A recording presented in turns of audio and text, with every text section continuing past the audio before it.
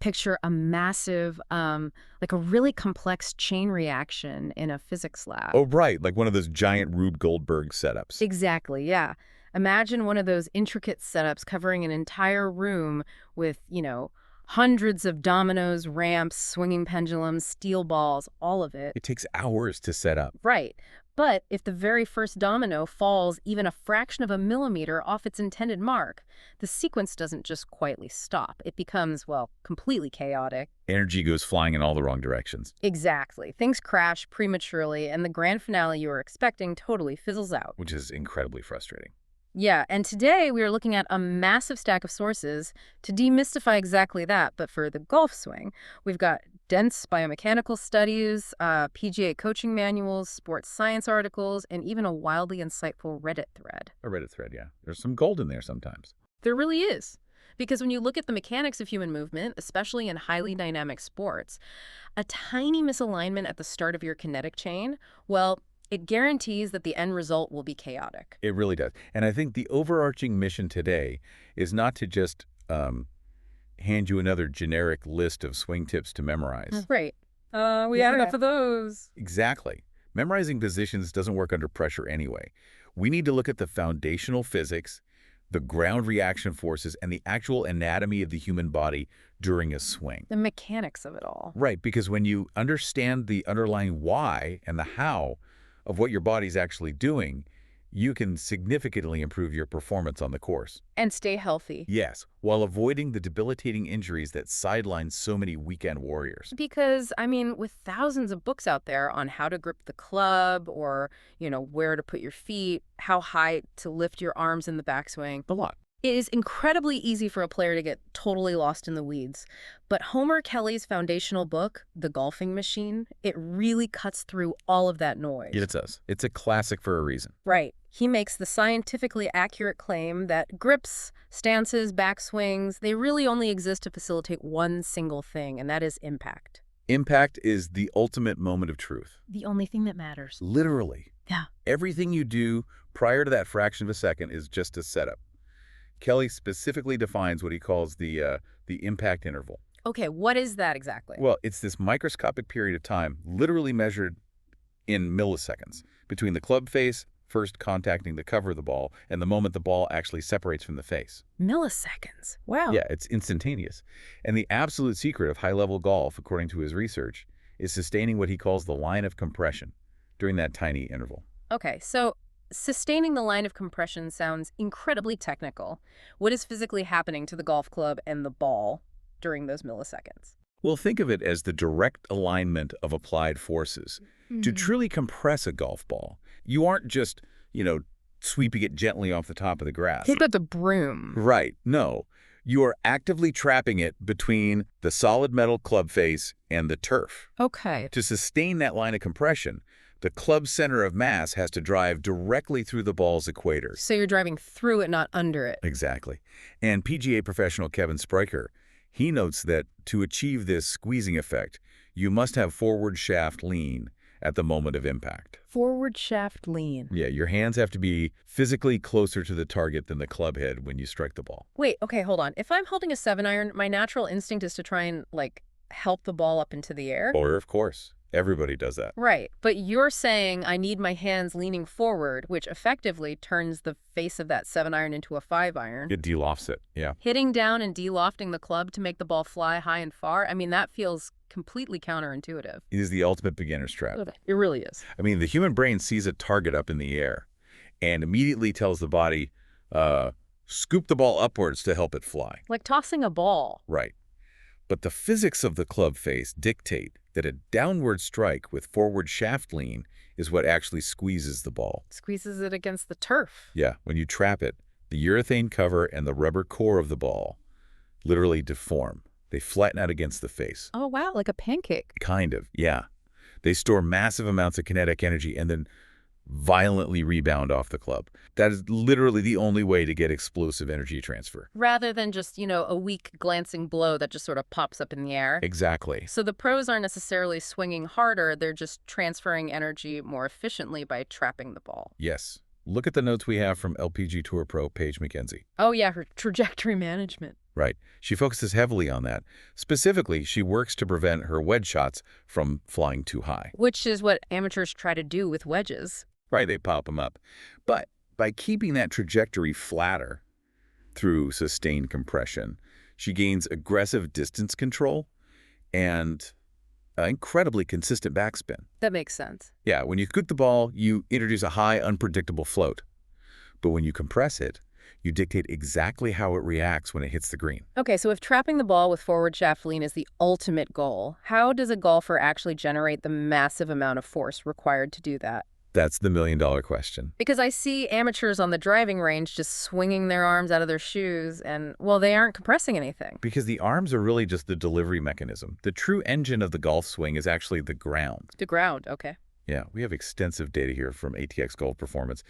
When you analyze elite players using 3D motion capture suits Okay. and those highly sensitive force flow, Really high-tech setups? exactly. You don't see them just swinging their arms. You see a highly specific interaction with ground reaction forces, or GRF. GRF, yeah. Elite players harness this force in 3 distinct sequential phases, and those are shift, brake, and press. Okay, let's break down those 3 phases. How does the body sequence them from the top of the swing? So the sequence starts early in the downswing with the shift. The shift. This is lateral movement. The pressure moves from the trail foot horizontally toward the lead foot. So you are shifting your force toward the target. Right. But then comes the most critical moment, which is the brake. The brake. Yeah, your lead leg posts up. It straightens slightly and violently resists any further lateral motion toward the target. Oh, interesting. It creates a sudden, firm pivot point in the ground, instantly converting your lateral momentum into rotational torque. Okay. And finally, the press. With the pressure fully loaded into that lead side, the golfer drives vertically down into the ground, pushing their rotation completely through the impact zone. Wow. Hearing you describe that brake phase, is that essentially the exact same physics as slamming on the brakes in a speeding car? It really is. Like, the vehicle suddenly stops, and that violent deceleration is what launches the unbelted passenger forward through the windshield. Exactly. Only in this scenario, I guess the unbelted passenger is the club head getting whipped through the hitting zone. The mechanics are absolutely identical. That is wild. The sudden deceleration of the lower body transfers all of that accumulated kinetic energy right up the kinetic chain. A chain reaction. Right. The hips stop, which fires the torso. Yeah. The torso stops, which fires the arms. And finally, the club head releases at maximum velocity. So without the brake. Without that firm braking action against the ground, if your hips just keep sliding forward toward the target, the energy just leaks out. You lose all of that whip effect. You lose everything out. But consciously trying to coordinate a lateral shift, a sudden brake, and a vertical press, all in the span of a 1-second downswing. I mean, that sounds neurologically impossible for a human being to do on command. Well, it is impossible to do consciously. Yeah, I'd imagine. That is where Jonathan Taylor's swing simply philosophy becomes really crucial. He dives deep into the brain's role, specifically focusing on the cerebellum. Which is our central movement system, right? Exactly. The cerebellum thrives on rhythm and the natural flow of physical forces, specifically the falling and rising of mass. Okay. Picture a child pumping their legs on a playground swing, or, the feeling in your stomach on a roller coaster just cresting a hill. Yeah, that dropping sensation. Right. There is a natural wave of energy that the brain innately understands without needing a manual. So a proper golf swing should feel more like a dance rhythm rather than a robotic checklist of body positions. Totally. When you incorporate proper movement, you should literally feel a wave of force. A wave. Your body falls slightly as your knees and hips give way, and then your feet and legs instinctively stop that fall by applying force to the ground. Ah, and that is the brake and the press. Exactly. This creates a shock wave that flows up your body and down your arms. Taylor argues that the moment you consciously try to control an individual body part, Like telling yourself to post the left leg. right, or tuck the right elbow, you interrupt that natural wave. You get in your own way. You really do. You are utilizing the thinking part of your brain, the prefrontal cortex, which literally blocks your cerebellum from executing the fluid movement it already knows how to do perfectly. Okay, so when that natural rhythm breaks down, what actually happens? Let's talk about the amateur who heads out on a Sunday morning and is actively thinking about, 10 different mechanical swing thoughts. Oh, a recipe for disaster. Right. Where is the disconnect between this effortless kinetic chain and the reality of a 15 handicaps game? Well, a major culprit is the misinterpretation of weight transfer. Weight transfer. Yeah. Amateurs constantly hear the phrase, shift your weight. So they slide their entire center of mass over their trail leg during the backswing, Right. and then they slide it all the way past their lead foot on the downswing. So instead of a subtle pressure shift, it becomes this massive lateral sway, Exactly. shifting the upper body back and forth like a metronome. Which completely destroys the braking phase we just discussed. Because there's no wall. Right, they just slide right through it. Mhm. Elite players are making a pressure shift, not a mass shift. Their torso and head stay relatively centered in space, while the pressure in their feet dynamically changes beneath them. Interesting. What about the hands and arms? Because I know a lot of players who uh, they realize they need forward shaft lean, so they try to artificially hold their wrists at a sharp angle all the way down to the ball. Oh, the concept of dragging the handle. It is a terrible epidemic in amateur golf. Dragging the handle, yeah. It's highlighted brilliantly by Alaska Golf. Players think they need to physically drag their hands ahead of the club head and hold the angle in their wrists using pure muscular tension. Which sounds exhausting. It is, and tension is the absolute enemy of speed. The momentum of the heavy club head should naturally unhinge the wrists. Right. You don't clamp down and hold the angle. You let the physics of the swinging weight release it. Attempting to drag the handle just creates immense destructive strain in the forearms and elbows. Well, destructive strain is a perfect transition into the actual physical toll this sport takes on the human body. It's significant. It really is. The biomechanical research we have here from Rachel Bomer is honestly quite jarring for anyone who plays this game regularly. Oh, absolutely. The human body was absolutely not designed for violent rotational swings, particularly when the feet remain firmly planted on the ground and trapped by metal spikes. Stuck in the grass. Right. Just to put the forces into perspective, when you are lying flat in bed, there is about 55 pounds of pressure on your spine. Okay, 55 pounds. The moment you stand up and hinge at the hips into a proper golf posture, that pressure spikes to 200 pounds. Wow. So before you even take the club back, your spine is already under significant stress just by addressing the ball. Exactly. And during the swing itself, the body experiences compressive loads of up to 8 times the golfer's body weight. 8 times. Yeah. Bomer emphasizes that modern instruction's obsession with maximizing torque is incredibly harmful. The X Factor stuff. Right. The trend of twisting the upper spine as far as possible against a highly resistant, restricted lower body. I mean, it might generate distance for a 20-year-old, but it causes irreparable damage. It's not sustainable. No, because the lumbar spine only has a few degrees of natural rotation. When you force it to turn, you are damaging facet joints, herniating spinal discs, and causing epicondylitis. Golfer's elbow. Exactly, because of that artificial tension we just mentioned. Okay, so if touring pros who have access to the world's best swing coaches, physical therapists, and trainers are executing this shift, break, presses sequence perfectly, yet the Tournament Players Association estimates that up to 33% of them are playing injured at any given time. It's a crazy stat. It is. How does the average weekend warrior stand a chance of staying healthy? Well, honestly, by abandoning the pursuit of cookie-cutter perfection. Just giving up the ideal swing. Pretty much. Amateurs constantly try to force their bodies into idealized textbook positions that their unique anatomy and flexibility levels simply cannot handle safely. That makes a lot of sense. The goal of coaching has to shift toward designing swings that are effective but fundamentally safe. We have to reprogram the body to move powerfully without being debilitating. Okay, let's look at how we actually reprogram the body safely. There's a fascinating case study in a Golf Monthly article about a writer named Johnny Leafield. Oh, right, the 18 handicap. Yeah, he's an 18 handicap who suffered from a massive lateral sway and an over-the-top slice for 20 years, largely due to poor hip mobility. Classic amateur profile. Exactly. So he goes to top 50 coach Tom Motley for help. That physical profile described literally millions of amateur golfers. Yeah. What was Motley's intervention? It was so simple. It was a 5-minute drill that requires zero swinging of the arms. You just take a golf club and press the shaft horizontally flat against your belt line, and then get into your golf posture. Okay, so feeling the hips. Right. Motley had him focus entirely on twisting his right hip, the trail hip, up and around 45 degrees.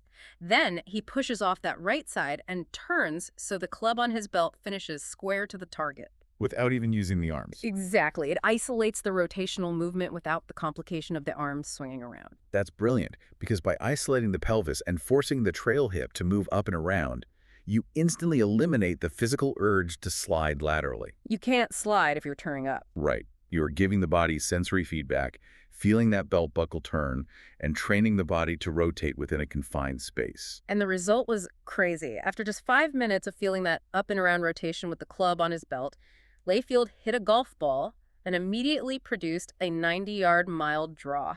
A draw. Yeah. His 20-year lateral sway was completely neutralized just by tidying up his setup and changing the intention of his trail hip. That's incredible. And, another excellent visualization for fixing that lateral sway comes from a Reddit thread on lower body movement. Oh, the Jack Nicklaus one. Yes, focusing on the classic Jack Nicklaus bump and turn. The Nicklaus bump and turn. How does that translate mechanically to the weekend golfer? Well, to trigger the downswing, you plant your lead heel hard into the ground and visualize bumping your lead hip against a solid brick wall. A solid brick wall. Yeah, some coaches will literally stick an old shaft into the ground an inch outside the student's lead foot as a physical visual barrier. To make sure they don't sway past it. Exactly. You plant the foot, you bump your hip into that imaginary wall, and that hard stop is what triggers the rapid uncoiling of the upper body. Which takes us right back to the ATX golf performance data. Yes, it does. Bumping into the wall is the braking phase. It's the sudden stop that transfers the kinetic energy to the club head. Exactly. Furthermore, there is a biomechanical study by Spence, Caldwell, and Hudson that perfectly illustrates why this matters. The balance study. Right. They explored balance in the golf swing by putting an advanced performer, basically a professional, and an intermediate player on force plates to analyze their center of pressure. And the advanced player demonstrated exceptional medial lateral stability. Medial lateral meaning their side-to-side movement was highly controlled? Yes. Their weight wasn't leaking outside the width of their feet? Yes, exactly.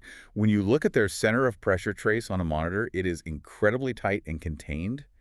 The intermediate player, conversely, exhibited massive amounts of anteroposterior mobility. Anteroposterior, meaning front to back. Exactly. They were rocking violently forward toward their toes and backward toward their heels throughout the swing. And that front to back oscillation is what destroys impact consistency. Completely ruins it. Because if you rock to your toes, the club digs into the dirt and you hit it fat. If you rock to your heels, you pull up and top the ball. Exactly. The study concluded that a highly skilled swing is defined by the ability to regulate that mobility. Effectively locking down any unwanted sway or front-to-back rocking is literally the hallmark of elite balance. Wait, so the ultimate goal of high-level coaching isn't to add more complex moving parts for a student to memorize? Not at all. It's actually to build such a stable, immovable lower body wall that your upper body has literally no choice but to whip through efficiently. That's it. Stability enables mobility. When your lower body provides a secure, balanced base and properly applies force to the ground, your upper body can rotate freely. Without the strain. Right. You get the speed and the power without the force-damaging torque that ruins spinal discs. Wow. We've covered a tremendous amount of ground today. We really have. We started with the physics of impact, unpacking why sustaining the line of compression and trapping the ball with forward shaft lean is the true secret to energy transfer. The only thing that matters. Right. And then we explored how the ground serves as the engine of the swing through the shift, break, and press sequence. That GRF data is game-changing. It really is. We confronted the severe biomechanical dangers of forcing your body into unnatural torque and the injury risks of dragging the handle. Super important for longevity. Absolutely. And finally, we looked at practical drills like the beltline turn and the imaginary brick wall that build the rotational stability necessary to protect your spine while maximizing your power. I mean, the human body and the golf club form a highly complex kinetic chain.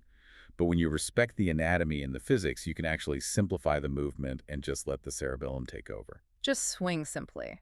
If you enjoyed today's deep dive, please subscribe to our channel and share it with fellow golfers, coaches, and PGA professionals. Yes, please do. It helps a lot. If there is a topic you would like us to research, analyze, and discuss in a future deep dive, feel free to send us an email or connect with us through LinkedIn. Absolutely. Whether your interest is golf biomechanics, kinematics, ground reaction forces, swing mechanics, putting, coaching, club fitting technology, or sports science, We would love to hear from you. We love getting those suggestions. Our team will review your submission, conduct extensive research, analyze the available evidence, and may create a dedicated deep dive article, video, or testing project based on your topic. Definitely. Thank you for being part of the eCoach 360 community. Before we sign off, I want you to think back to our earlier discussion about the brain's central movement system. If your brain naturally relies on the instinctive flow of physical forces to perfectly time your swing, what if your endless pursuit of hitting perfect mechanical positions is actually the exact thing blocking your body from unlocking its effortless power? Keep that in mind next time you step up to the tee.